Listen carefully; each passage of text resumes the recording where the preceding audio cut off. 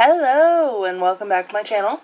I had intended on recording this morning. Obviously, it is no longer morning. So I got up, got started with my day, did some dishes. It took me a really long time because I like to space things out. And then the day just kind of floated away from me. And then I tried a couple hours ago to record this, right? So your girl tried. But it wasn't right. I wasn't feeling it. So I erased it and ate some dinner. Watched the second to last episode of season 4 of Stranger Things, even though I promised my roommate I would not do that. I can't wait for her. She's taking forever. Anyway, so here we are. We are on chapter 6 in our book, In the Hand of the Goddess by Tamora Pierce. It is in the Song of the Lioness series. Disclaimer. Hi, I'm Bree, your resident reader. You're going to hear a fan in the background because it's summer, it's hot, and I'm fat. So get over it. No, I'm kidding. You don't have to get over it. Your feelings are valid. Just make them known in the comments down below. Comment, like, subscribe, share me with your friends. It's going to be a fun time. I'm not for everybody. But, if I'm too much, search for less. Anyway, we are on chapter 6, Captured. The sun was shining when Alana opened her eyes. Touching her dully aching arm, she found a thick bandage. I fixed it myself. Jonathan was sitting on a camp stool beside her. He put down his book. I didn't think you wanted Duke Bad to get that close to you, not while you were unconscious. One of the big muscles in your arm was cut, by the way. It'll take a while to heal, even with the gift. You're having a bad year with muscles and bones. Alana smiled weakly at him. Thanks. Were you the one that found me? Actually, Faithful did. That cat's more intelligent than most people. Faithful yawned. Of course I am. He jumped onto the foot of Alana's bed, lying down beside her. You've been asleep 3 days, he added. 3 days? Alana gasped. That's not possible. How? The cat told you. Jonathan shook his head. Never mind. I don't want to know. Yes, it's been 3 days. Why did you use your gift? You were still glowing when we found you. Alana rubbed her head. I had to find Thor, and there wasn't any light, and then... Her throat was suddenly tight, and her eyes burned with tears. I helped him sleep. The dark god came. She looked up at Jonathan. Have you found Gemtana? The prince shook his head. He's vanished. Thor was innocent? Taking time for sips of water, Alana told her friend what had happened. When she finished, the prince strode angrily around the tent. Treachery! He snapped. Merciful mother, we should have guessed. He sat down, suddenly dejected. And we can't do anything about it. My father's instructions remain the same. He's even thinking of giving the right bank to Toussaint. If they're given the right bank, they won't stop till they have the entire valley, Alana said frankly. Jonathan nodded. But no one can convince my father of that. He takes being called the Peacemaker very seriously. He did establish peace after the old king's conquests, Alana said fairly. Yes, but this time he's wrong, Jonathan growled. He brooded for a few moments before smiling and taking her hand. Look at me. You're not awake 5 minutes, and I'm burdening you with my problems. Mithras, I'm glad you're all right. Alana squeezed his hand. Thank you for taking care of me, John. He reached over and brushed a strand of hair away from her face. Suddenly, he was very close. Alana discovered she was afraid to breathe. Carefully, almost timidly, Jonathan kissed her mouth. "Someone's coming," Faithful remarked. Miles entered the tent to find a very pale Jonathan picking up a book as his very red squire drank from a water bottle. His hazel eyes flicked from John to Alana, and Alana wondered once again how much Miles knew, or guessed, about her identity. "It's time you came to," Miles remarked, his quiet voice even. "Do you realize you've been asleep for 3 days?" Using so much of her gift when she was hurt had undermined Alana's strength to a degree she couldn't believe possible. Duke Roger ordered her away from any fighting, leaving her to fret every time Jonathan was gone. It wasn't that she thought Rawls' Squire Douglas couldn't look after the prince in battle. She was just convinced he couldn't do it as well as she could. But Duke Roger had taken an interest in her welfare, and Jonathan, Miles, and Duke Baird sided with him. She was in no condition to fight. Privately, Alana knew they were right. Her arm would ache for months to come, and she continued to have dizzy spells. Just lighting a candle by using her gift was more than she could manage. Her search for something to do led her up and down the river. Finally, she returned to the healer's tents. Although she couldn't use her gift, she could hold basins, bandage wounds, and undertake countless little tasks during those long June days after her 16th birthday. Jonathan often came for her there and stayed, talking to the men and doing some healing of his own. Sometimes the healers shooed her away, particularly if Duke Baird noticed she was tiring. She tried the weaponsmiths then. These gruff men would ignore her except to shove a pair of bellows or an extra set of tongs into her good hand, motioning for her to make herself useful. She mended swords, spears, knives, and armor, learning how to put a keen edge on a blade and how to keep a fire at the same heat for an hour or more. She would never be as adept as Coram, who had taught her the basics of the blacksmith's art, but she would also be able to keep her equipment in good working order. She also signed up as a sentry. Jonathan's men had suffered the worst losses in the big Toussaint attack, and they welcomed even one small relief guard. One evening in late July, she and Faithful were standing watch just below the falls. They were alone at the moment. The soldier sharing the watch with them was having trouble with a healing leg, and Alana had sent him back to camp for a replacement. He had not been gone long when a twig snapped behind them. Alana spun, leveling her spear at her visitor. Orange light flared against a hand, making Duke Roger's face briefly visible. Faithful pressed against Alana's ankles, hissing and spitting. "Stop it," Alana told him, slowly lowering the spear. Faithful obeyed. "Your Grace, aren't you out late?" "Not really. Sit down, please. I know you still tire easily." Alana obeyed, sitting on a large rock. Faithful hopped up onto her lap. "I'm honored by your Grace's concern." "You did a brave thing, tracking down the man Thor and hearing his story. It's a pity you collapsed before you made it back to camp. You might have captured the traitor." Alana shrugged, without taking her eyes off of Jonathan's cousin. "Don't think I haven't kicked myself about that, sir. Several times." Silence fell between them, stretching out over endless moments. "I won't ask why he's here," Alana told herself grimly. "He'll get to it on his own. He didn't come up here just to be polite." Suddenly, Duke Roger said,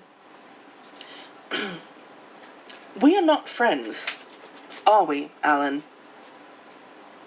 Alana tightened her hands on her spear. This was coming to grips with a vengeance. "No, Your Grace, we're not." she replied evenly. Without the light of his gift, it was hard to read the Duke's face. Might it be possible we are enemies? Alana thought about this and about his reasons for asking. I don't know, she said finally. Perhaps you should tell me. I could be a very good friend, Alan. Her throat was dry.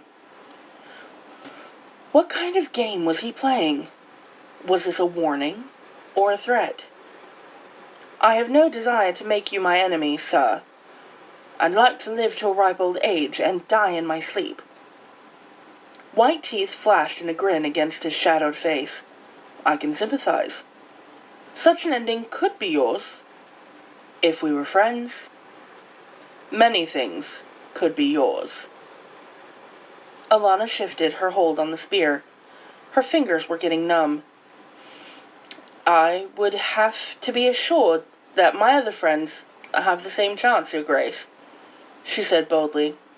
Frankly, I doubt that's your aim. For a long moment he said nothing. Then she saw his broad shoulders lift in a shrug. I see.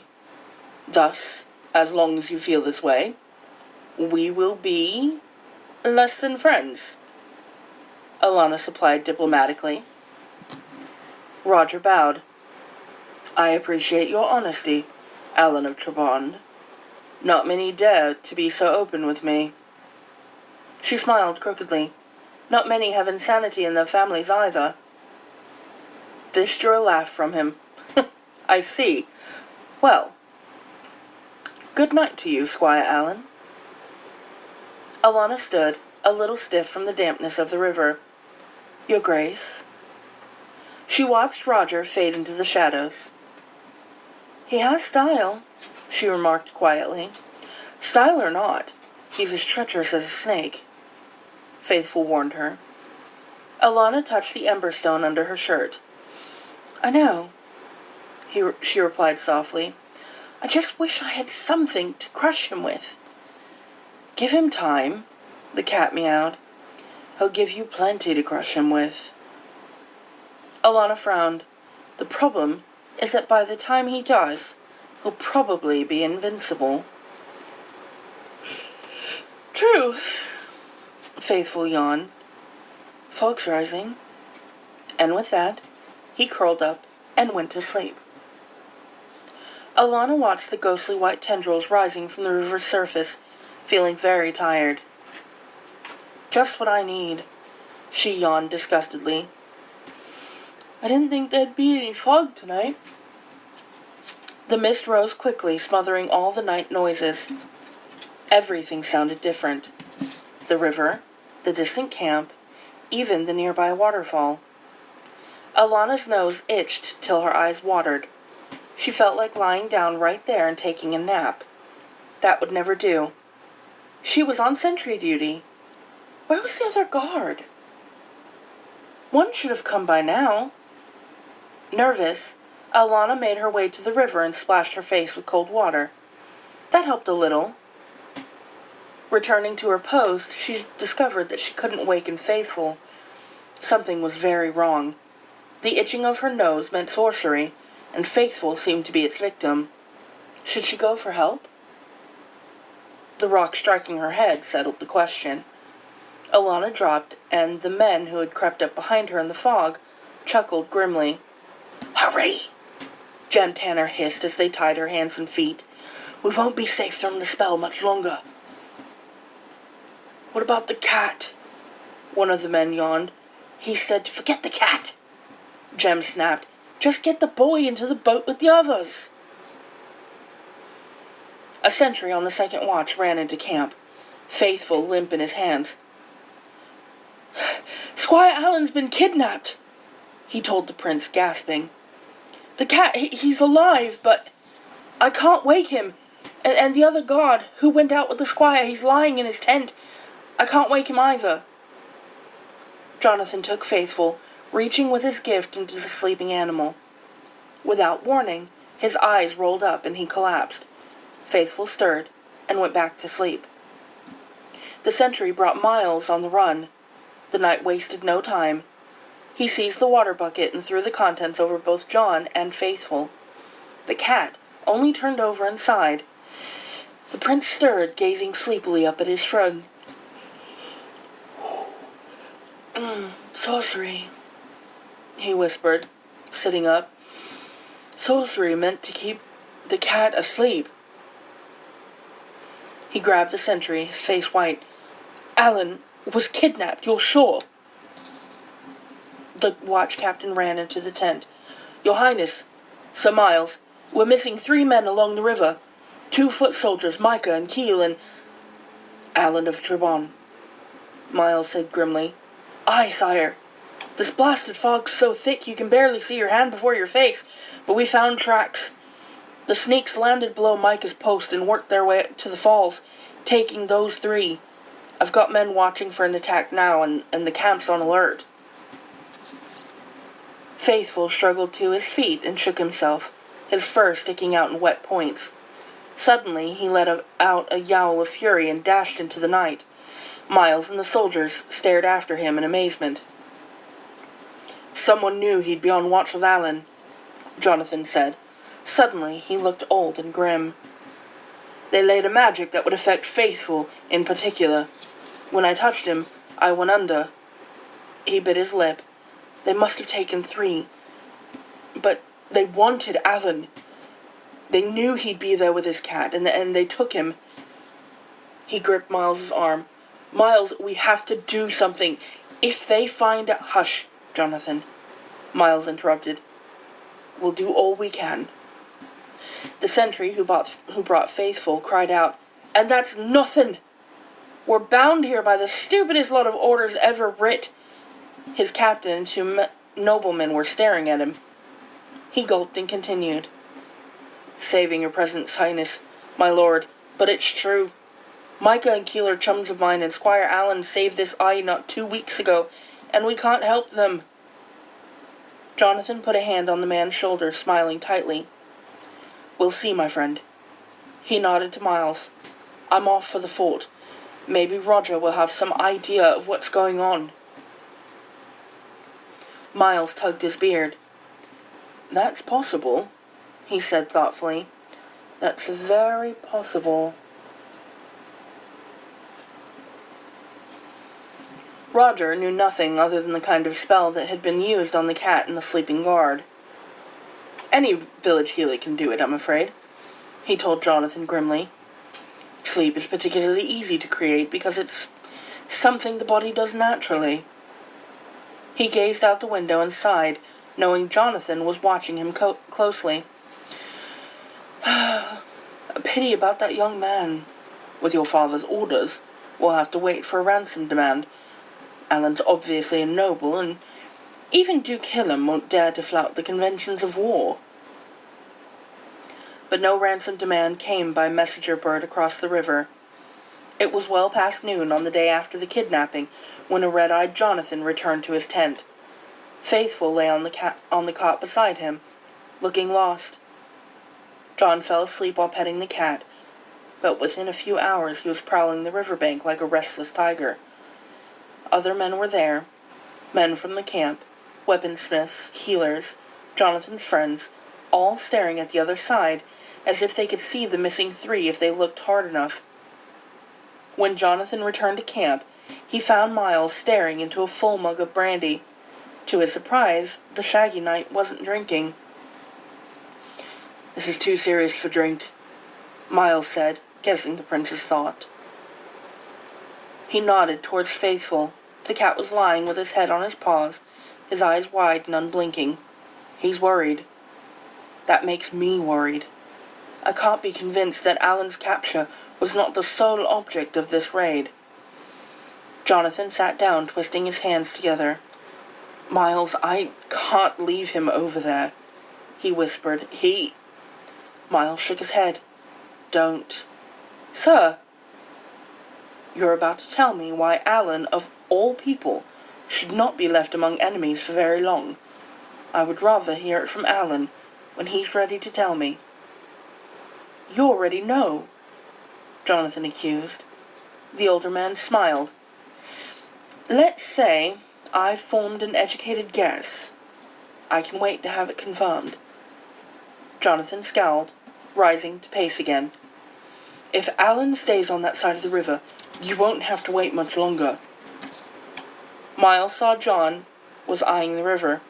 Your father was very specific, Prince Jonathan, he pointed out softly. It would mean the head of any man who tries to rescue them. I hope you'll warn the others, because I'm afraid a rescue is exactly what they have in mind. Jonathan stared at Miles. Suddenly, he had an idea. A wild idea, but an idea nonetheless. Perhaps the punishment would depend on who led the rescue. Miles met his stare with calm eyes. I would be obligated by my oath to your father to stop a rescue attempt. Jonathan smiled, knowing what the knight was really saying. Of course, Miles. Oh, what will you be doing after the evening meal? Miles tugged his beard. I think I'll ride down to the fort to confer with our commander. I shall probably be there very late. Jonathan nodded absently. You should take a couple of men, he murmured, thinking hard. We don't want you kidnapped, with our security so poor. He strode off, his walk purposeful. Watching him go, Miles began to chuckle. That young man gets more and more like the old king every day. The cat stretched, suddenly looking better. Yes, he agreed. Jonathan discussed his plan with only one of the men, the soldier who had brought Faithful the night before. He was enough.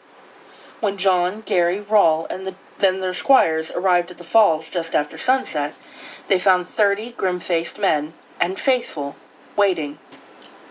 So many, Satchel whispered nervously. That's the smallest number I can manage, the young soldier replied. I've got 10 more, standing guard against our return. Jonathan nodded, pleased. Let's move. Miles and Roger were playing chess when a guardsman burst in to whisper hurriedly into Roger's ear. Miles saw with interest that John's cousin suddenly turned white. What? The Duke snapped. The guardsman bowed. It's true, Your Grace. More than 30 of them, I'd guess. They fired the huts the enemy built on the north side of their camp. I saw it myself from the wall. Jumping to his feet, Roger turned on Miles, his eyes burning. Do you know what my precious cousin has done? He's trying to rescue that bedamned squire of his. Miles sipped his wine. Has he indeed? The knight replied mildly. The king will not be pleased. How could you not hear of this? Roger demanded, hotly. You were there all afternoon. Surely you must have seen them plotting. They wouldn't tell their plans to anyone who would stop them, Miles said. I knew they were upset, of course. It is natural for men to be angry when 3 comrades are snatched from under their very noses. There are even rumors that Jem Tanner was not the only traitor among us. Shall I assemble a helping force, Your Grace? The guardsman wanted to know. They must be outnumbered. Don't be a fool, Roger snapped. It'll be our heads with the king if we further my cousin's folly. I doubt His Majesty will have Jonathan beheaded for rescuing his friend. Miles commented. I also doubt he will be so unfair as to punish the prince's companions. He disappeared into his wine cup. Roger drew a deep breath before answering, finally retrieving his iron self-control. What my cousin may do, others may not do. He turned to the guardsmen. Post archers along the riverbank. They can cover Prince Jonathan's retreat. He stalked over to his desk to grab his seeing crystal. I must inform my uncle. If you will excuse me, Sir Miles. Alana came to in a small wooden hut. 2 other men, Micah and Keel, were there, but they were still unconscious. Glancing at the tiny iron-barred window, she saw it was well past noon. She drew a dipper of water from the bucket, splashing it in the men's faces with difficulty. This was due in part to the stiffness in her wounded arm, and in part to the fact that she, like the two men, were wearing heavy chains. Calling on the small reserve of magic she had built up over the weeks of rest to stop the pounding in her head and arm, she found herself weak and gasping. There was magic in her chains, magic that bound her gift as well as the rest of her. Micah and Keel came around slowly, still dazed from the sleeping spell. "Sorcery! Fa!" Keel growled, spitting on the ground. "No decent warrior uses sorcery. No decent warrior uses traitors either," Micah told his comrade, "and Duke Killam's done both. He'll stop at nothing." They were interrupted by heavy footsteps and the clang of a key ring. The door swung open, revealing a Toussaint captain flanked by two soldiers. He pointed to Micah and Keel. "You two! You'll be paid well and released if you give information." Micah jerked his head at Alana. "What about the boy? He's a noble. He's got the right to be ransomed." The captain shook his head. "Not that one. His Grace wants to talk to him personal." He scowled. "A filthy way to fight a war," he muttered. Alana and her two friends exchanged puzzled looks. What was the man talking about? "You will have your lives if you tell us what we want to know," the Toussaint went on. "I'd sell my own mother's honor first," Keel snapped. "What are you going to do with Squire Allen?" The captain shrugged. "You had your chance." He nodded to his men, and the three left, locking the door behind them. "That was very well said," Alana remarked slowly. "But I have a feeling you just gave away your lives." "Mayhap our people will try rescue," Keel said hopefully. Alana shook her head. "The king gave orders. Anyone who tries a rescue will be guilty of treason." "Give me a hand up," Micah ordered Keel suddenly. "I want to see something." Alana watched as the younger man boosted Micah up to the window. Finally, Micah jumped down. "If we could get loose, we're at the rear of the camp," he said gruffly. "There's nothing between us and the trees. We're hid away from their main army, Squire Allen." He shook the chains on his arms. "If we weren't burdened with these—" "Oh!" Alana hit herself on the forehead. "I'm stupid as well as insane. Here." She pulled a long strip of metal from its hiding place inside her belt and went to work on the locks. "The second you have a chance, break for the trees and make your way back. That's an order, understand?" "But," Micah protested as his chains fell to the ground. "Don't say but. It's me they want. If you get free, they may not chase you very hard. Prince Jonathan has to know what happened." She began on Keel's chains as Micah rubbed his ankles, frowning. "Where did you learn this?" Keel asked. Alana laughed shortly. "You'd be surprised." Once Keel's chains were undone, she tried the lockpick on her own. She half expected the result. The pick turned white-hot.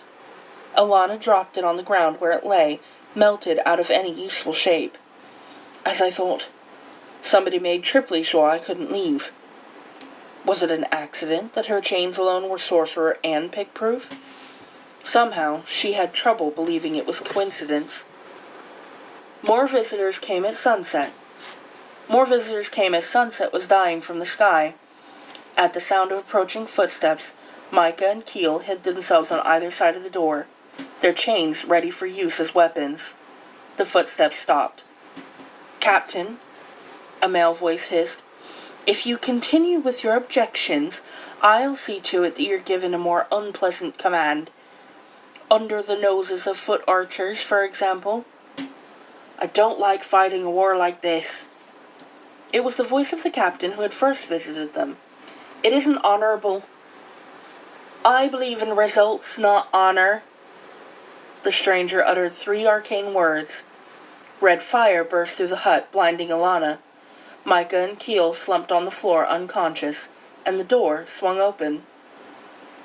Alana blinked the spots from her eyes as a richly dressed nobleman, accompanied by the captain, and 2 large soldiers walked in. The nobleman was not much taller than Alana, with large hazel eyes and a sharply handsome face. His looks were spoiled by an ugly set of his mouth, as he prodded Keel with an elegantly shod toe. "I thought something like this might occur. Who picked the locks?" His beautiful eyes flicked at Alana. "You." Alana stood braced, her arms folded across her chest. "Who wants to know?" The nobleman smiled cruelly. "I've heard about your bad manners, Alan of Trebond. Funny, I always heard the men of Toussaint possessed some trace of honor." She glanced at the captain, who was turning beet red. "Isn't it odd how rumors lie?" Someone else stepped through the open door. "Don't let him get the upper hand, brother," Jem Tanner warned. "He's tricky." Alana leapt for Big Thor's murderer. The guards caught her and slung her to the ground, where one of them pressed his spear to her throat. "Don't do it again," he advised gruffly. For a moment, he raised the spear, letting Alana sit up. Jem retreated to the door, white under his tan. "Kill the viper, Hillam," he urged. Micah and Keel were coming too, before he finds a way to trick you. Alana looked at the well-dressed man. So he was Duke Hillam, the one responsible for this long, hateful summer. It was hard to believe so much trouble could come from such a small man. Duke Hillam covered a yawn. "I'll kill him when I'm ready, brother," he announced, not a moment sooner. Alana stared. "Your brothers?" "There isn't much of a family resemblance," Hillam grinned cruelly. "That's what's made Gemmis an ideal spy." Then Alana remembered that the 3 royal brothers of Toussaint were King Ain, Duke Hillam, and Count Gemmis. Gemmis, or Jem, was rarely seen in public because he rode around the land, sending reports to Prime Minister Hillam. A spy, indeed. Boiling mad, Alana struggled to her knees. "Forgive me for not recognizing you sooner, Duke Hillam," she spat. "Your sweet nature should have—" Hillam kicked her down. "I'm not amused by you, prisoner. Don't try my patience." Alana curled up around the side he had kicked, sweating with pain. No one was watching her 2 companions. All attention was on her and the Duke. She looked up at him, boiling mad. "You are brave, kicking a chained prisoner. They must sing heroic ballads about you on winter nights." Hillam grabbed her chains, yanking her to her feet. "I've heard about your tongue, squire." He was smiling calmly.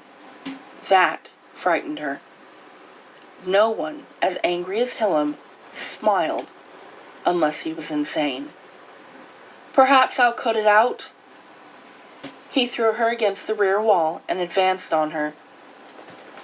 Alana struggled to her feet, never taking her eyes off him.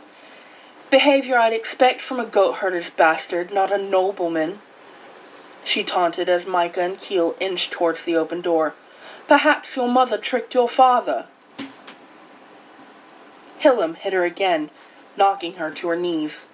Micah and Keel bolted out the door, running for all they were worth. When Hillam turned to follow, Alana grabbed him, wrapping her arms around his torso. The Toussaint was stopped from throwing a spell after the escaping men by the magic that kept Alana helpless. "Don't follow," Hillam ordered, yanking out of Alana's hold and slapping her. "This is the one we have to worry about." "Let me have him," Gemmis urged. "He's been an annoyance for me for a long time. I could have killed Prince Jonathan that night if he hadn't been there." Alana could hear shouting in the distance. She crossed her fingers and prayed her friends would escape. He's been an annoyance for too long, Hillam snapped, his clean-shaven face grim. Before I let you play with him, he's going to tell me something about Turtle. He's going to tell me all Prince Jonathan's plans and all King Rold's plans. Then he will tell me things that don't interest me at all. But he'll tell them because he'll say anything to stop the pain. Pigs might fly, Alana snapped. She spat in the man's face. Hillam wiped the spit away, his lovely eyes thoughtful. You'll take a while to break. He smiled suddenly, and her stomach sank. That will be quite enjoyable, I think. You'll have the doubtful fame of being the one responsible for taking this entire valley. How does that sit well with your much-loved honour, Squire Allen? Perhaps your mother betrayed your father with a warthog, Alana said thoughtfully. She would just get sick if she listened to what he was saying. You both certainly have a warthog's manners. Jem there even has a warthog's looks. Jem lunged for her, only to be stopped by one of the guardsmen. Jemis is very rash, Hillam told Alana. I'm not. It's going to take far more than these little barbs to pierce my armor. Perhaps my sword will pierce it then, Jonathan asked coolly from the doorway. Thank you, faithful. You seem to have led us to the right place. Micah, Keel, Gary, Satchel, Rawl, and Douglas were behind the prince. Faithful ran between their feet to place himself between Alana and her tormentor, hissing angrily. Hillam, unnerved by the cat's purple stare like Alana's own, stepped back into Satchel's grip. Jonathan laid the point of his sword beside Hillam's nose. Don't move, please, and don't try any sorcery. I'll make you swallow it. He turned to the three soldiers who were watching Gary's and Rawl's drawn bows with keen attention. The keys to my friend's chains. Now. The captain tossed them to Alana, who grinned at him before setting to work on the locks. Jonathan, the soldiers are all right, but these two, she pointed to Hillam and Jemis, are King Ain's brothers. Jem Tanner, a king's brother, Micah gasped. A slow grin spread across John's face. I think I know how we're going to leave this camp safely. We're taking 2 guests with us, 2 very important guests. And I'm sure we can think of a fair ransom. Don't you, Duke Hillam? I know King Ain will probably not think peace is too small a price to pay. Not for his brothers' lives. King Rold was not pleased, but as Miles and Jonathan had known, he could scarcely behead his own son. Instead, Rold negotiated the Drow peace, in which Tusain vowed to relinquish all claims to the valley forever. King Ain was willing to agree to much more. He wanted his brothers back to rule his lands for him. By the end of August, the peace was signed, and Alana and her friends were able to go home. Okay, so that was chapter 6. I feel like it was a good chapter. Had, a lot of fun insults. I love the Warthog one. That was probably my favorite. A little bit of action. We found out that Miles knows much more than he's let on. Which, of course he does. He's, the best at what he does. Jonathan, that was an interesting development, wasn't it? He obviously has developed feelings for Alana, and she for him. But, it was kind of like a no shit, because they've spent months together. They share a door. between them, right? Like, their rooms are connected because she's his squire. And obviously she's probably gorgeous. I'm just saying. But yeah, I thought it was a good chapter.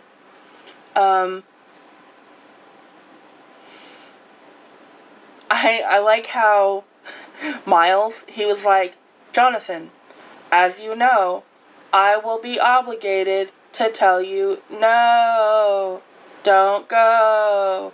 Your father has made certain concessions. Like, he was like, oh no. It was great. Anyway, I know, I get a little wordy at the end. But I feel like we're having a conversation. We're talking about things, getting to know each other. Anyway, leave your comments down below. Please, please, I love reading your comments. I really, really do.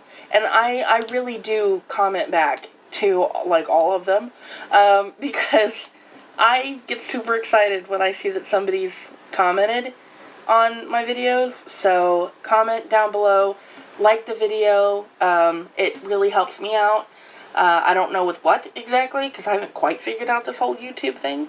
But obviously, like, comment, share, and come back for the next video. When that will be, I don't know yet. I might do one tomorrow. We don't know. It just depends on when the mood strikes me. Anyway, it is late-ish. I'm old. Don't judge me. You guys have a wonderful evening. Enjoy the chapter. Okay, love you, bye!